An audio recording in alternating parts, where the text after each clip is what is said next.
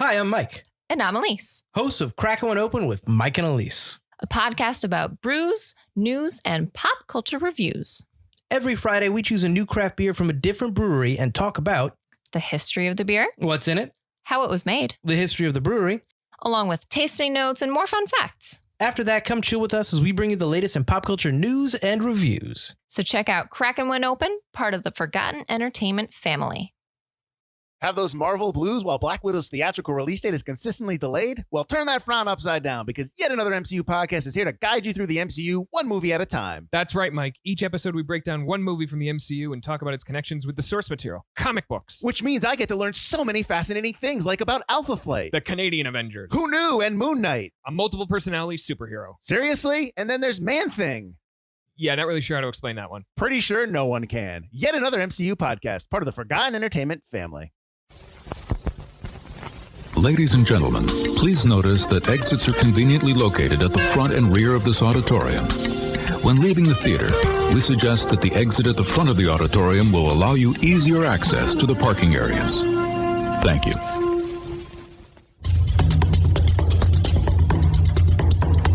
Boom! I guess I like sports movies. Yeah, like real creepy like. Did you notice him with his pants down?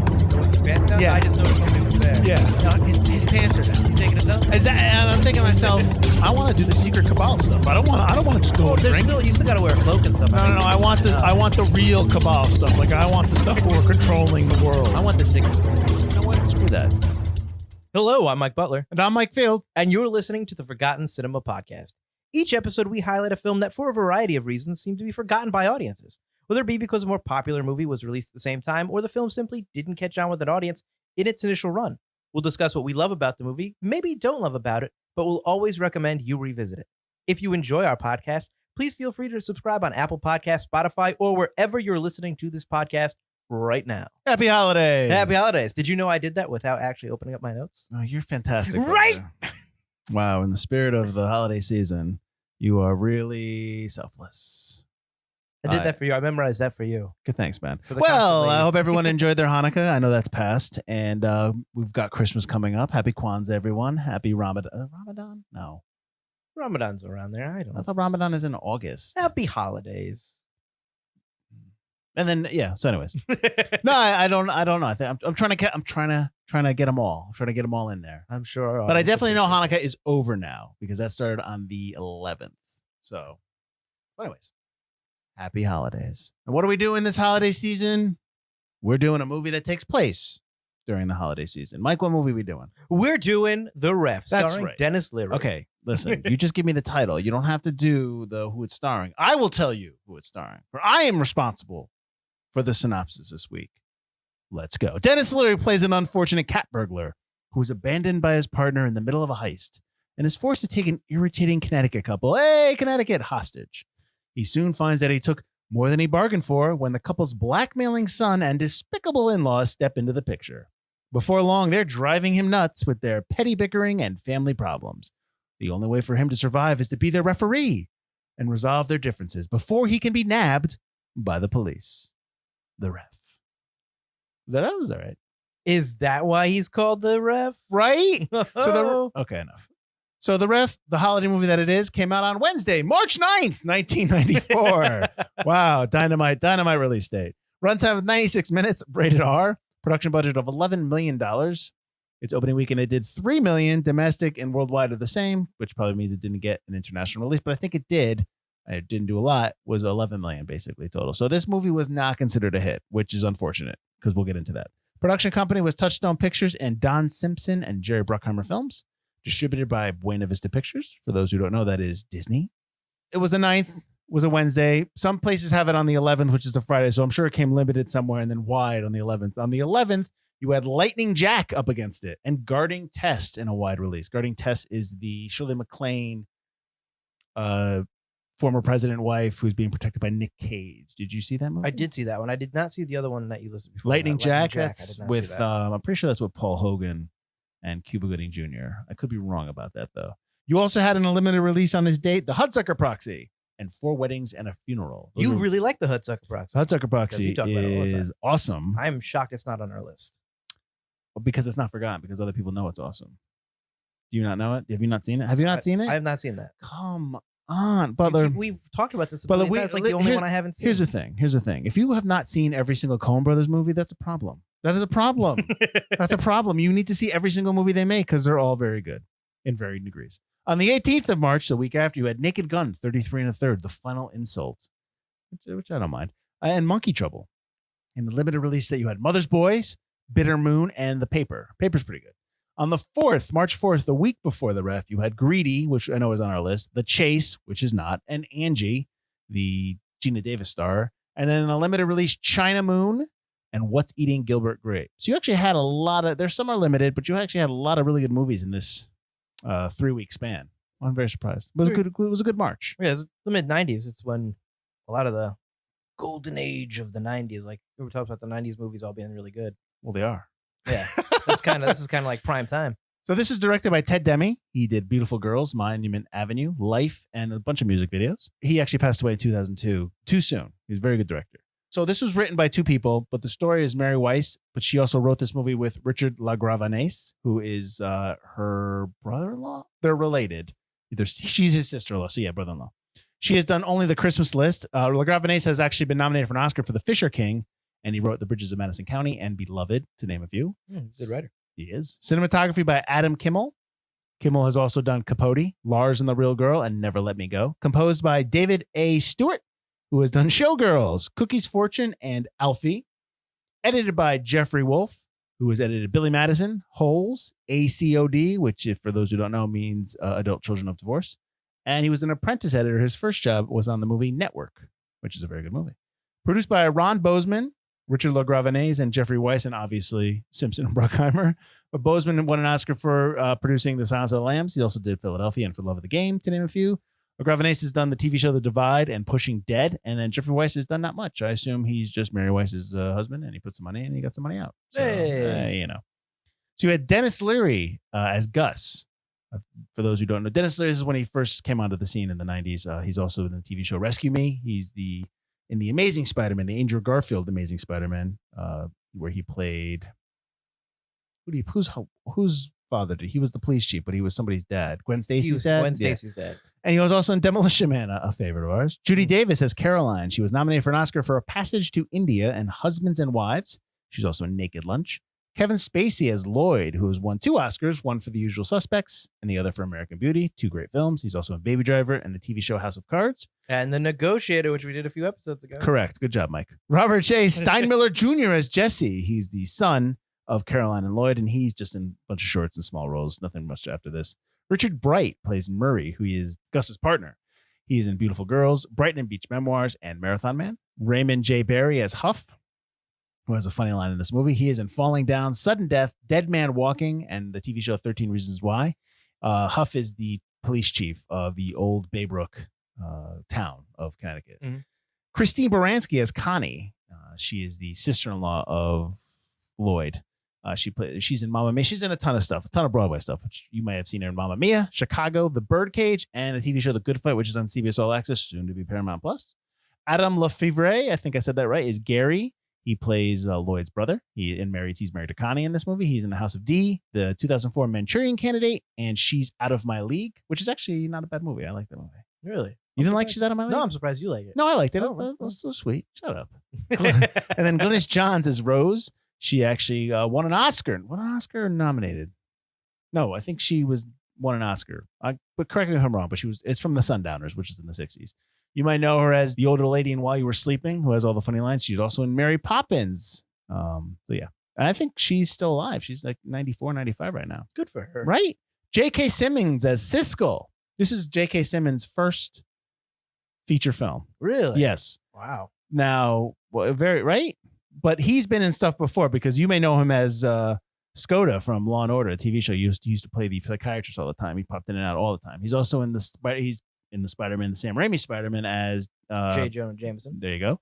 He won an Oscar for his role in Whiplash, and he's also on the TV show The Closer. He's everywhere. If you start watching a lot of older films, Simmons is all over the place. He's also State Farm and the Peanut M&M. Although I don't know if he's still the Peanut M&M. He's not. Is he State? No, he's not State Farm. He's Farmers. Yeah. Wrong, yeah. I was about to sing the song. And then you had Robert Ridgely as Bob Burley. The only reason I have him here is because I always remember from Boogie Nights. Of Because I just always when oh my god, he's such a degenerate in Boogie Nights. He's also in Philadelphia Multiplicity. He actually passed away, I believe, right after they did Boogie Nights. He passed away in 1997. All right, Mike, I'm going to start right off the bat. All right. I'm going to tell you. I'm going to give you. I'm going to give you a hot take, and I want you to disagree. I want you to see if you can disagree with my hot take here. Okay. This movie needs to be considered a holiday classic. Go. Agree. Thank you. It's, As I take off my sweater. that's not a hot take. This movie needs to be a holiday classic. It absolutely does. It takes place during Christmas. There's all the Santa stuff. It's definitely themed around Christmas.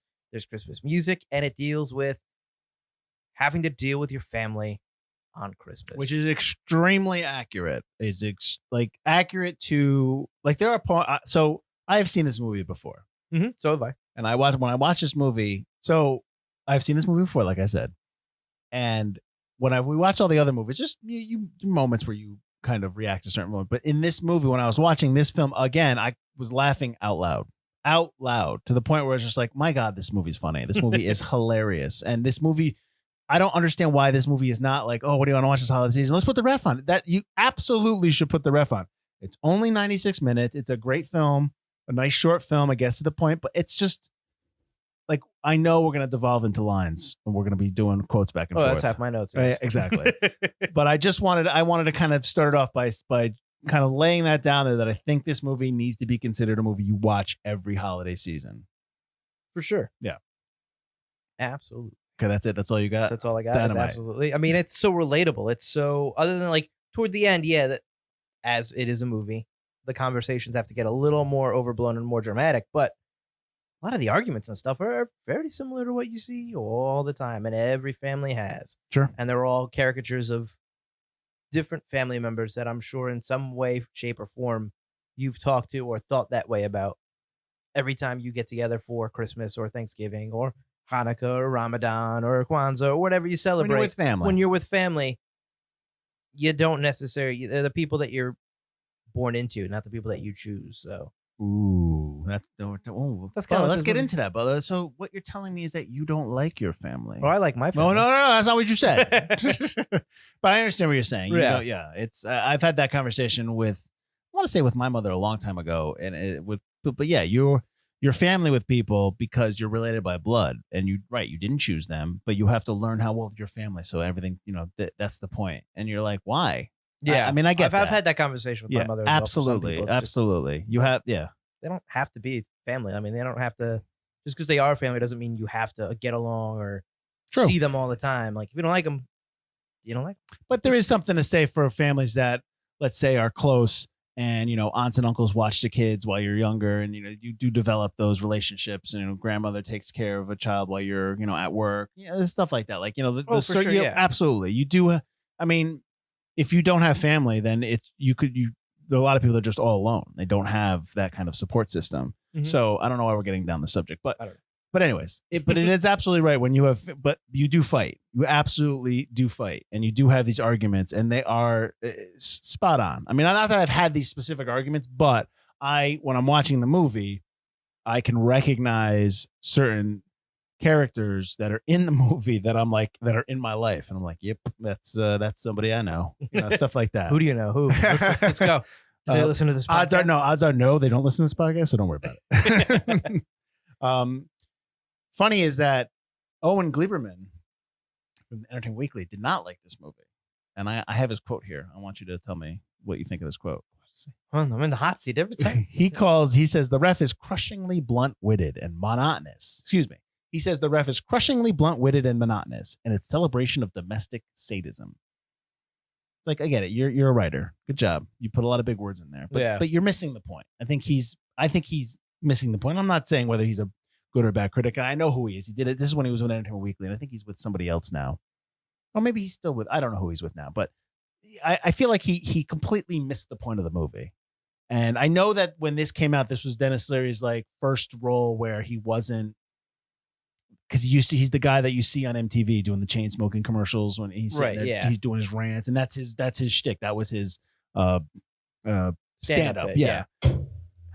son of a bitch. Damn. Yeah. So that's his stand-up. So that's why you're in there. And to some degree, when you're watching this movie, you kind of want that. And that happens a couple times in the movie, and Right. you're fine with that.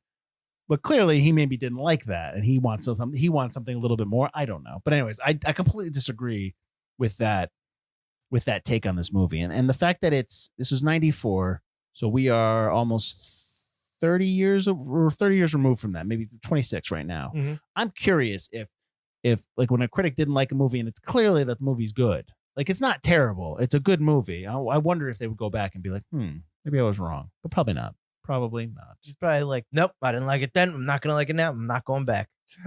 But this movie also had a different ending, Butler. Did you know what that was? I do not know what that was. Tell me, Field. Mike, Fact man. honestly, do you like... You're the fact man. I can't even tell you who the movie stars without getting yelled at. You give me the alternate take. and So I'll the react. original ending of the movie had Gus being caught by the cops, because in the movie you had the son, Jesse, already kind of going down a life of crime. He was like blackmailing his It was military teachers at the military school. He was blackmailing him, and he just runs scams, and he stole the baby Jesus, that whole thing, because he finds it in his trunk. He's got all this money like stored away, and he wants to be like Gus. He wants him to take him with him when he escapes. So they had the original ending. Gus was getting caught by the cops. Either he gets caught or he gives up, and it's to kind of show the son that life of crime leads nowhere. This is what happens. Yeah. He tells him, he has that conversation with him in the movie where he says, like, you're in a 1-bedroom apartment and, You have no family, no kid, no friends. right. Yeah. You're working with a drunk who, screws up, stuff like that. But test audiences didn't like it. So Demme changed it. And I guess he was quoted as saying he regretted that change. So they shot this movie in June of 93 and to September of 93 up in Ontario, Canada. This whole movie shot in Canada. I saw that at the end of the credits. I was a little disappointed. Well, I mean, when we saw the movie and I was like Old Baybrook, and I forgot that it took place in Connecticut. I knew that it was outside New York. I just didn't know if it was Westchester, Connecticut, or New Jersey. And I saw Old Baybrook, and they started showing the outside stuff. I go, I don't know any of this. Doesn't look like anything in Connecticut that I can see. And then so Ontario. So they shot in 93 to June to September of 93. But they went back and reshot the ending in January of 94. So 2 months before. Oh, you know what's funny? 2 months before the movie came out, I wonder why that got pushed. That's why it got pushed out of the holiday. Oh, because I wanted to redo the ending. Because this movie should have came out. Oh, yeah. You don't have during- a Christmas movie that comes out in March. Yeah, I mean, I can understand if they put the movie in March because they're thinking that DVD is going to come out on the holiday season. They're going to make sales that way. What's a DVD? This is 1994. It's VHS, man. No, there's DVDs in 94. Yeah. Go ahead. Go look it up. Laserdisc. Developed in 1995 and released in late So 1996. like I said, there's no DVDs in 94, Butler. So anyways, but that's what they're looking for rental. That's possible, yeah. But still, this movie should have came out in the theater. That's putting people off, though. That's really off-putting in terms of, like, what do you want to see tonight? And they look, like, say the people that, like, half the people at the movie theater we work, they look at the poster or something, and they're going to look at it going, Christmas movie? I'm not watching that. Either put it out in later half of 94, so October, November. Mhm. Like if you toss it at the end of October, beginning of November, so that it bleeds into the holiday. So you know what I mean? Yeah. But yeah, so if do that, and then you could have it like in its 8th or 9th week on the holiday season, and it'll get some play. Yeah. But March is you don't care about it. You're just throwing it out there, and you're like, whatever, we'll see you later. This is going to play on Comedy Central every day for the next 30 years. That's how I watched it originally. I don't remember how I got to it. I want to say I don't think I saw it in theaters. I don't remember if I saw it in theaters. Let's put it that way. Yeah. I might have, though, because if it's 94, this is the time when I was probably seeing a lot of stuff in the theater because I started working at the theater in 93. So I believe I saw Hudsucker Proxy at home. So, and either Four Weddings and Funerals. So I probably did see it in the theater. I might have saw Greedy in the theater too. Maybe I chose Guarding Test that week. I don't know. I do remember seeing Guarding Test vividly. In the theater? Yeah, I do remember that. That was when like Nick Cage was like in everything. He's in everything now, but you don't see it a lot. He's in everything that's on Walmart's bargain bin. Right. True. All right. So, he's in that movie. Did you see that thing? He's in Jiu-Jitsu? Yeah. The Mortal Kombat I ripoff? can't see it. I liked it. All right. So, give me something else. Give me something that you liked in the movie. I've got a couple other things, but I've talked enough.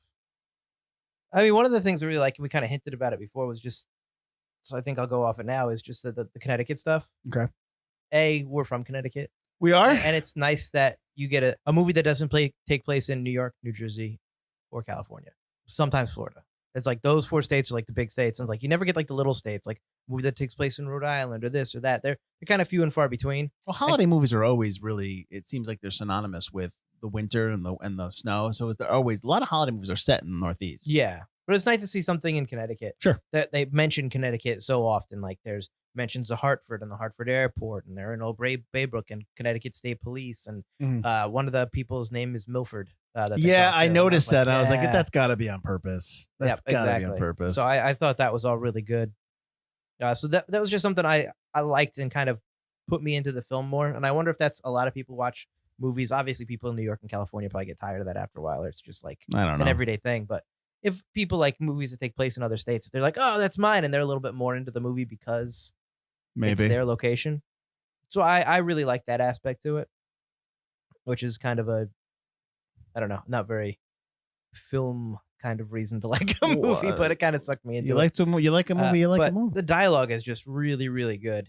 And the acting's just, parts of it are almost stagey in the fact that they talk what's on their minds more than I think real people would, even at the beginning.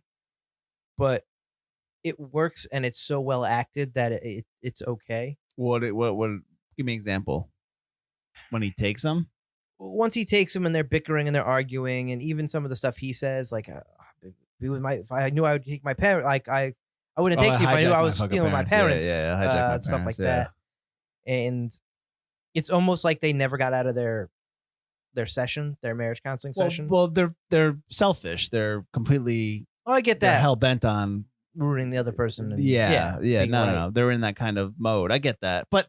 This is a dialogue-heavy movie. This is a relationship movie, so they're gonna, but to your point, they're gonna talk. The dialogue is very good, but it is kind of reminds me more of something that like this would be a good. You can make a stage play out of this. Oh, absolutely. And that's coming from someone who did a lot of stage acting and then learned. That's how I learned acting was stage. I enjoyed that a lot, but I'm looking at it going, but would they really talk like that? I understand you need them to talk like that because they're getting out their issues, but I think, I get what you're saying, but I'd rather have that. I want to see that. I don't mind when stuff feels like that because that's the movie and it's being performed well. So I'm seeing actors do it very well. So I'm all for that and stuff like that. And so, and there's great moments. There's great dialogue moments in this movie. The moment I laughed for like a good 5 minutes afterwards was when Lloyd tells his mother what he's like, I want to get you for next Christmas. Nice big wooden cross. And that's why anyone gets you upset, you can just climb on up it and nail yourself to it. I was like, oh my God, I couldn't stop laughing. And I forgot that line. I got you the husky size because you let your weight become a problem. Oh God. She is awful. I fucking hate her. I hate her, Lloyd. I hate her. I know. It's just not worth it. Mary, gag your grandma. I know that was, yeah. I like when it's like, we're getting a divorce and his brother's like, why? But anyways, while we're on the subject of characters, one of the things I liked in this movie that I think that goes unnoticed, and when you look at it and you analyze it, you realize, that's why you are into all the characters, that every character, even the supporting along with the leads, have their own story arcs. So it's not just about Lloyd and Caroline and their marriage, and they're the main story arc, obviously. Right. They're struggling to, because there's things that, what's funny is that, what the character of Gus is there is he's actually forces them to be absolutely honest with each other and honest about the situation. And they suddenly realize that it's not about just, sometimes you bicker for bicker's sake and, you don't remember what you're bickering about, but then the truths start coming out, which is great. But not just their arc. You have Jesse has an arc too, the son, in terms of like what he wants to do, and he's disenfranchised with his family. He wants to leave, that kind of stuff. Right. The brother and the sister-in-law have their own arc with their kids in terms of the mother. You even Skoda, I call him Skoda, but even Siskel, the military. He's like a dean or something. I think he's the head of the school. Right. He has his own arc but you don't. Because it's off screen, but you hear it. It's a 3-minute arc and you see it. Yeah. Right. Because he's like, I just can't live with myself. There's something I did. You talk to your son. He kind of admits that, his son blackmailed. He tells him his son blackmailed because I did something wrong, I shouldn't have done. And so yes, Mike, that's only 3 minutes long. I'm talking to myself here. Mike, it's only 3 minutes long. You're looking into it, but no, that's what writing entails. That's what writing a script entails. It's not just about your mains. It's about everybody involved, because then you root for everything when they're all yelling at the grandmother at the end. Exactly. You're all about that. And even you're talking about Siskel's only in for 3 minutes. The rest of the family, the in-laws, are really only in it for the last, 20, 25 minutes of the movie. Right. And you still catch on with what their arcs are, and they have a complete arc from beginning to end. I think if this was done by somebody who doesn't really know how to write or thinks they know how to write, and you when you first see the sister and the brother, they're stopping to eat. You see the family. Oh, Yes, right. But it's easy. It's very easy to take that scene and to demonize them and to make them the bad guys and to make them like, oh my God, they're so bad. And as you're leading up to it, that's what you see. But when you get to the house, you see, because when they're there, the grandmother's making comments. The mother is fighting with the kids. Then when they get to the house, you start seeing how she's not just mean to Caroline, she's mean to everybody. Right. And like slipper socks, so she, like that kind of stuff. Like that all counts and that all matters. And it's really important it's nobody in this movie is a bad person except the grandmother. Nobody in this movie is a bad person.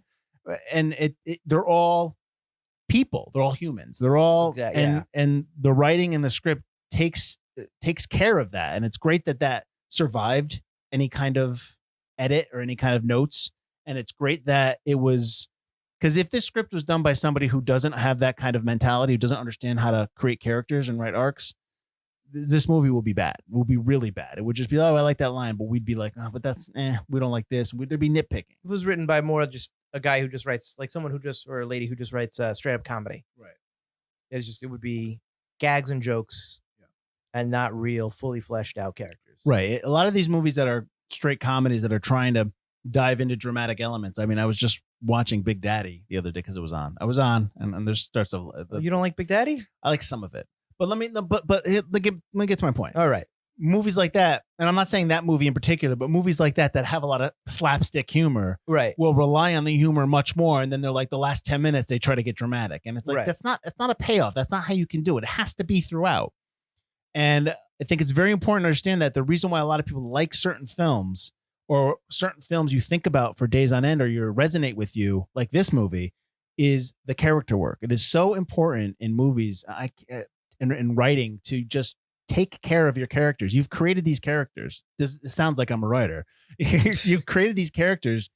Don't abuse them or don't do them wrong by not completing their arcs or not giving them any kind of meaningful moments on screen, because then no actor wants to play that. You know what I mean? No, that's the worst one. If you came up to me like, "Hey, what am I doing here?" I'm like, "Don't worry about it." That would be the worst note I could give you. Butler, you're just the husband that just does everything.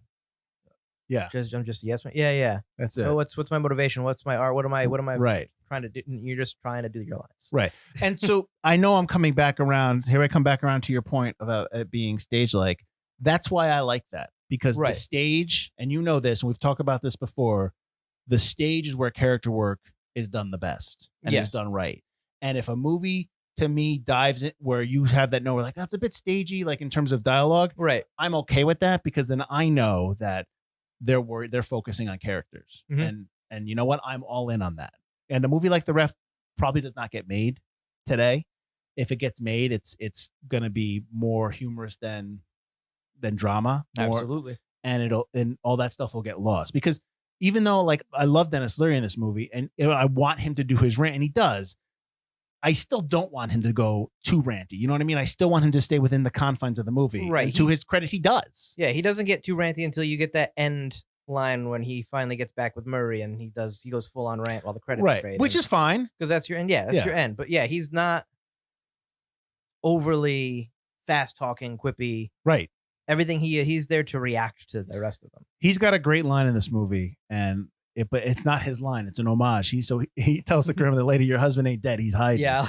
That's actually a direct quote from an Abbott and Costello routine. I'm going to say this name wrong. Susquehanna Hat Company. So that's actually straight from that, and it's a great line. Right. And I like that it's a direct, I like that they, like they don't hide it. Like, oh, it's my own line. It's a direct quote, which is great. But That's a great last line. Lady, your husband ain't dead. He's hiding. And she, I thought grandmas were supposed to be nice and kind and patient. I know loan sharks that are more forgiving than you. yeah, no, absolutely. The other line I like, so I know we've just probably spent like 20 minutes being super positive about this movie. Mm-hmm. I'll say one thing that I kind of was like, Yep. is the cops are really bad. Like the local cops. Yeah. Oh, yeah. They're really very they're terrible. bumbly. Yeah. Which is like the whole movie at the beginning. You think they're trying to prove that they're better than as good as the state cops. Right. You know, the sheriff's like, no, I'll take care of this. I got my men already here. Yeah, his men's like the rich people aren't wrong. Yeah. You want these rich white morons to be wrong about the police, but that local cop, they're so bad. They delete evidence. They don't know how to use a remote. Yeah. I'm watching going, you don't know how to use a remote? Come on. Although I did have a remote back when I was little that you did have to press 2 buttons at the same time. Absolutely. To do stuff. Absolutely. But yeah, they're just really bad. Well, Old Baybrook, we talked about it a little bit. Old Baybrook, that's the town, it's when you look at it when they're showing it on the outside and they have the exterior shots and all this stuff, it's more of an idyllic way that a Connecticut town would look. It kind of looks like downtown Mystic in the holiday season, that one strip. It's how everyone right. It's a Hallmark. It looks like a Hallmark movie. Yeah. And I get it. I know we all wish that would be like that. And sometimes it is, but it's not all the time.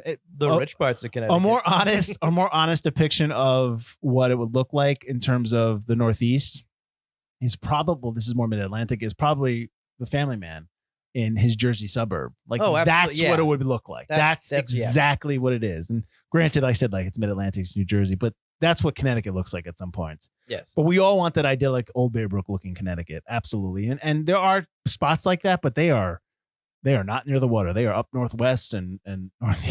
They are up in the northern part of Connecticut. Some parts where we're recording this, where you live, look like that. So. Oh, well, thank you, man. Yes, but welcome to Whitesville. whoa! There's no need for that. Whoa. There's no need for that. Anyways, if we're going to talk about things we didn't really like, do you like Santa Claus? I like Santa Claus because I know somebody that did that. Oh, really? Okay, because I wasn't a big fan of his scenes. There was a guy that used to do that around our neighborhood where we grew up. It wasn't that he was drunk, but he would go around the houses and it was just like, I knew who he was. And it was just like, there's some stuff like that. Okay. But I don't mind it. But everyone wants to go to Jamaica. Yeah. Run away to Jamaica. Run away to Jamaica. Maybe I'll go to Jamaica. I can't remember the wife's name, but I love when the town councilman or the guy comes and Bob Burley tells him. Oh, that's my favorite line. Go ahead. He tells him he's going to be out at the end. He's going to be out of the job after Christmas, the sheriff, because he messed it all up. And he goes, I fucked your wife, Bob. Yeah, I nailed your wife. Bob. 3 times, Bob. You were out of town. She said you never went 3 times, Bob. That's awesome. And he's just waiting to he was just so happy to be able to say that. Yeah, it was awesome. I know, it was good.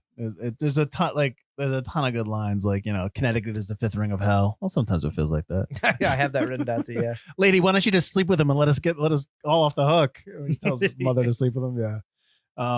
There's tons of great lines. The spirit of Christmas is either you're good or you're punished and you go to hell. Well, I like when they first get kidnapped and Caroline tells him Lloyd's no hero. I can vouch for that. And he's just like, what? Oh, because you don't know what you did. Did you like the apparatus when the whole alarm system, how he gets caught, like when he pulls the ring and the cat pee comes when he opens the gate? Completely reminded me of Mr. Burns' the factory. But did you see who he robs? He robs a guy who does amusement parks. Yes. Stuff. Yeah. So of course he's got all that weird stuff. Yeah. No. So when he first did that, I'm like, do I like that? I mean, it's funny. It's pretty interesting. But then when they had the TV commercial or the TV spot where he was giving away $200,000 and then they said who he was, I'm like, all right, that makes sense. That absolutely makes sense. I love that throughout the rest of the movie they just keep, what's that smell? Because he's got the cat piss on his face. Yeah, absolutely. And he can't, no matter how much cologne he puts on or how much he washes his face, he can't get the smell even off. At the end. I love the scene in the bar as well when he's trying to call Murray. Yes. Is there a guy named Murray here? There's a fucking waste of life named Murray. Is there a fucking waste of life named Murray here? And then Murray goes, oh yeah, it's me. When it came out in the UK, as I mentioned before, its worldwide numbers aren't a lot, so they must not count them half the time. But when maybe this is on VHS, it was renamed hostile hostages. Man, are you kidding me? Who renames these things? That's so stupid. They're kind of hostile hostages. Yeah, that's a stupid name. That's a dumb title. I'm also not a fan of the ref as a title, but I like the ref. eh, What would you call it? I don't know. Well, tell me. I don't know. Hostile hostages? I just said I don't like that. House guests? I don't know. The house guest already came out. That's coming out. Well, exactly. So 1994, it hadn't come out. Was that House Guest in 94? I think so. That's the one with Steve Martin. Right? I'm pretty sure it's either with Steve Martin and or Phil Hartman. It's just something like that. I don't Is know. Sinbad the house guest? Is that what it is? Ooh, maybe. Hang on, I'm looking it up. Go for it. Good old Sinbad. No, I think I'm confusing because I said Phil Hartman. I'm confusing Jingle All the Way with Oh, well, yeah, that's completely different. with Sinbad and Phil Hartman and all that stuff. Jingle All the Way is a very different movie from the rep. No, I was right. Yes. Fast talking con man Kevin Franklin, Sinbad, is in over his head. He owes $50,000 to the mob and they want to collect on the run. Franklin happens upon a lawyer, Gary Young, played by Phil Hartman, and his family who are waiting for an old friend Young hasn't seen in 25 years. Taking the opportunity for another con and to save his neck, Franklin convinces Young he's the old friend, the family's house guest. He has great hideout for the mob, but the mafia henchmen are still in his jail. So this was released January 6, 1995. Running time.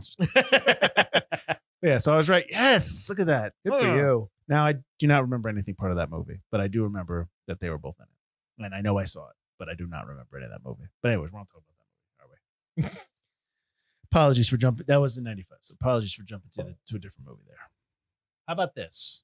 So Yes. they all open their presents when Grandma gives them presents, right? Grandma's crappy presents. Crappy presents. But did you notice what the son got? No, I take it back. Not the crappy presents. The parents. Did you notice that the son had a Super Nintendo? Yeah. He wasn't complaining about that. He never said anything. But hey, thanks for Super Nintendo. They were all opening their presents. Yeah, I know. That's probably from their parent. Oh, That's probably okay. from his parents. Okay. Yeah. I'm surprised that Santa was able to get to them. I remember she does hand him that present because it's in the red wrapping paper. Okay. All right. So I don't remember who she says it's from, but I assume it's from his actual parents because the grandma got him the underpants. No, she got him the shirt. Shirt. Is it a shirt or a Was it a shirt? I shorts? got you the husky size. The yeah, shorts. I got you the husky size. And then she If got you let your weight become a problem. Oh, she is awful. Awful. Oh, man, I would have told her off. I want to get you cross. No, Lloyd, your mom is. I had to agree, Lloyd. Your mom is a bitch. You'd have to be blind not to see she's a bitch. I know.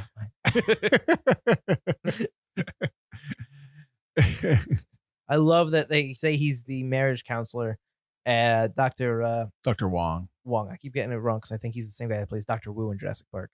Well, but his Right. That's BD Wong. So yeah. So he's just Dr. Wong. But I like that the Leary is supposed to be Dr. Wong, and the grandma goes, "So your last name is Wong?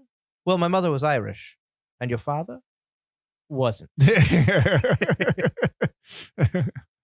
The other thing that I noticed in the movie that, I mean, it's a stupid thing because I know it's a comedy movie, but when they're fighting over the gun and the smoke alarm's going off and she shoots it, the bullet only unhooks the smoke alarm. Of course, they pull. There's no bullet hole, nothing. Of It just course, bing.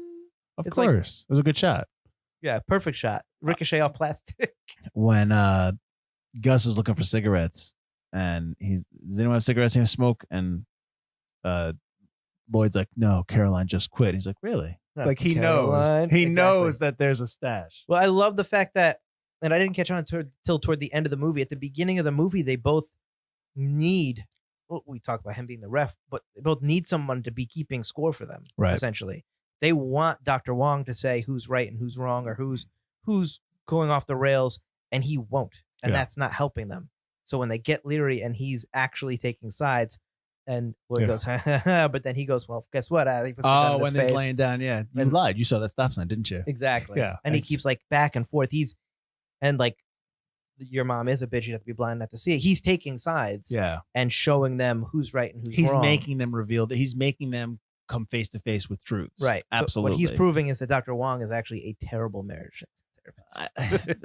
Honestly, yeah. If you're not, but to be fair, like they're not being honest with Wong. They're not. They're just they're getting Wong should see that what they're trying to do. Right. You're right. He probably just wants them out of the place because it's Christmas Eve too. He probably wants to go home. Or he's just trying to milk them for all it's worth, keep their problems going so they never actually solve them. Yeah, but why would Wong be open on Christmas Eve too? The night of Christmas Eve. I thought that was weird. So they made their Christmas Eve dinner. Yeah. Sat it on the table. Well, if you notice when he opens the fridge, when he opens the fridge, all the stuff is in there, like leftover, like covered. Some of it, but some of it's on the table as well. All right. The turkey's covered and on the table. Yeah.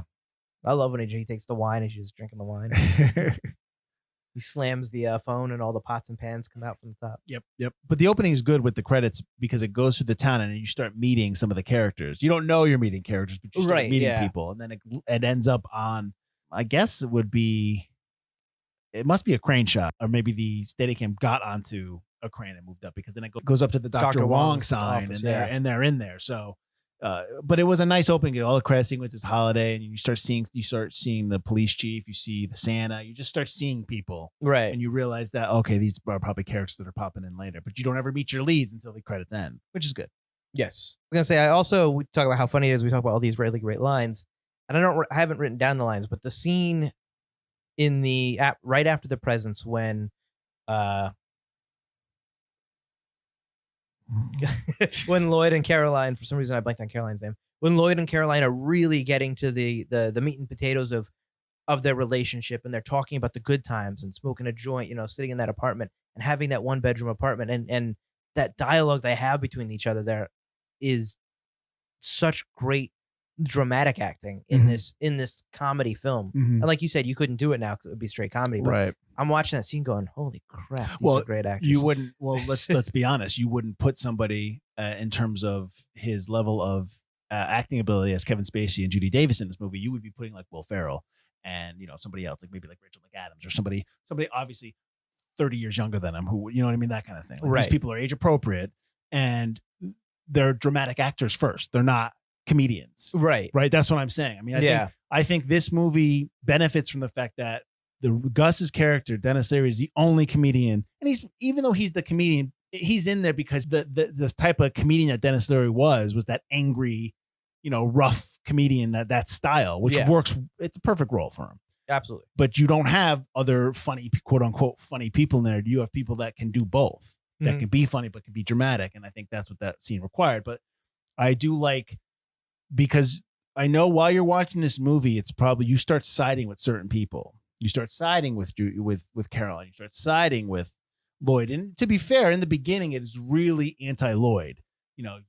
She's Adam. And then I know what you're talking about because he's like, if you remember back to that conversation, you remember back when we were talking, my mother offered money. I said, absolutely not. And then he tells us like, you make me make all the decisions like that. Right. It's just building up to that because at the beginning, her whole problem with Lloyd is that he's dead, right, and that he's not saying these things that need to be said. She wants him to be mad at her for cheating, right, and all he wants to do is hide her away instead of being actually mad at her because he's tired of being the one that needs to react, right. And he doesn't want a divorce, and she wants a divorce, and he doesn't because he still has these emotions and he hasn't said anything, and you finally get that build up, and it's an amazing moment. But I would also offer that he doesn't want the divorce because he doesn't want to be the one that decides to have the divorce. You know what I mean? Like he doesn't, like, again, that's true. I mean? So when she finally decides it, he's like, all right, we're getting divorced. Again, I'm going to go back to my initial statement. This movie needs to be a holiday classic. This movie is just more than Dennis Leary kidnaps a Connecticut couple and that fun ensues and hilarity ensues. No, it's much more meaningful and deeper than that. And I promise you, if you've never seen it or you saw it many years ago and you forgot it, I think older people, probably my age, maybe, but I'm glad that someone, you can understand it too. Like somebody like that's like 15, 16, 17 is probably not going to get a lot of things that we're saying. That's the thing is I put this on the list. I still enjoyed it when I watched it on Comedy Central when I was in high school because it used to be on all the time. Right. So I'd watched it a couple times there, but they cut the crap out of it. Of course. This is a rated R movie and a lot of the jokes you just can't redo normally.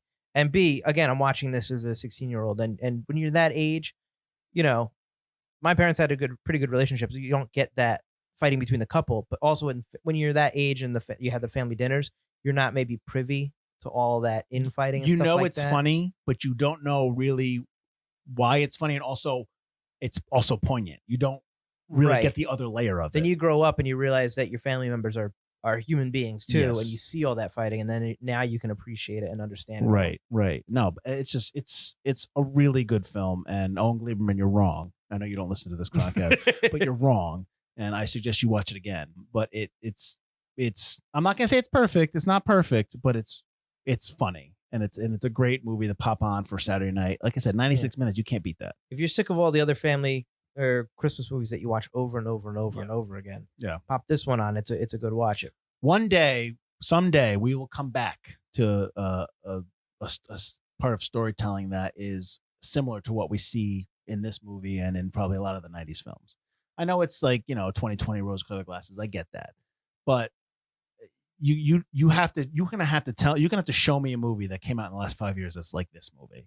I think that's, and we talk about this a lot, especially on the the Forgotten Entertainment webpage with the off-air stuff and all that. And you and I talk about it all the time, is the slow death of the movie theaters and the coming of the streaming wars and stuff like that. I think streaming's where you get these kind of mid-budget, more personal, more I hope so. avant-garde type movies. Sure. And I'm not going to say this is avant-garde. I don't mean that in a snooty kind of way. Of course not. Because I hate when people use it in a snooty kind of way. Oh, I better remember not to do that then. But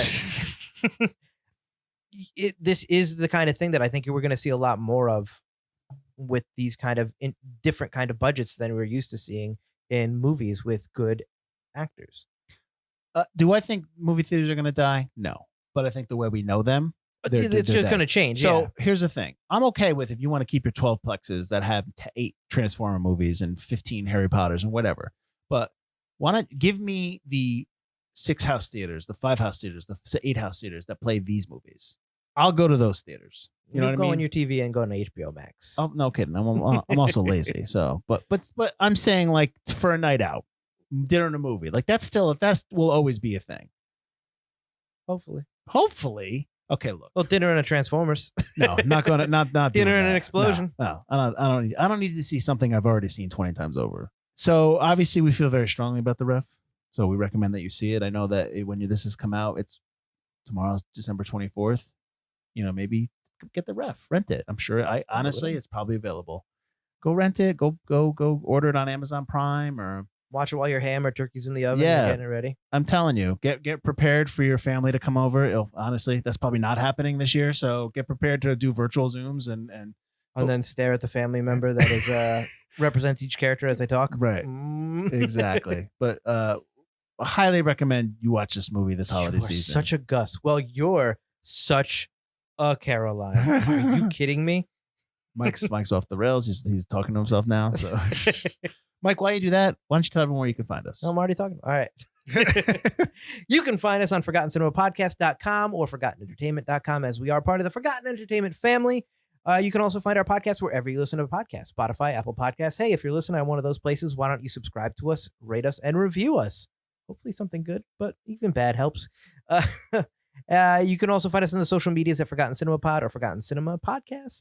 And we put out little ads every Thursday that we think are pretty funny. Check us out. We post every week. And that's what I got. And join us next week. We're going to be checking out From Hell, the 2001 Hughes Brothers movie. Whatever happened to the Hughes Brothers? We'll find out next week.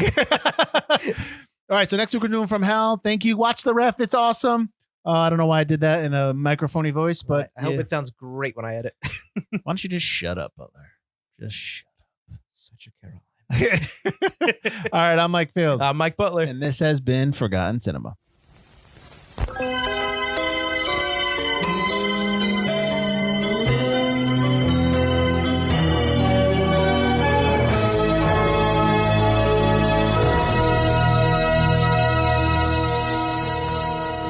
Never fucking waste a life. Named Mike Field here. Whoa.